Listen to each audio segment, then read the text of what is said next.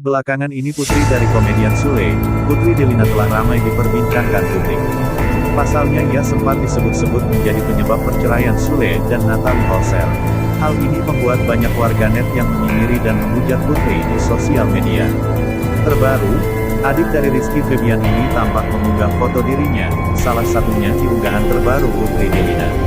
Wanita 21 tahun itu membagikan potret dirinya ketika pergi berlibur. Di sana Putri tampak memakai kemeja berwarna krim yang dipadukan dengan celana bermotif bunga serta kerudung warna merah muda. Putri pun berpose ala-ala candid. Emoji mata dan popcorn, tulis Putri Delina.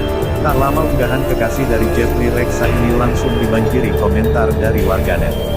Banyak dari mereka yang nyinyir dan menyebut jika kini Putri telah berubah dari yang tadinya lugu dan pendiam menjadi seperti sekarang.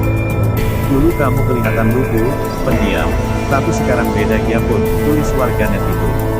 Mengejutkannya, Putri Delina tampak hingga ambil pusing dengan netizen. Ia pun menjawab dengan menuliskan lirik lagu yang mengatakan dirinya memang tidak seperti yang dulu lagi. Aku yang dulu bukanlah yang sekarang, tandas Putri Delina.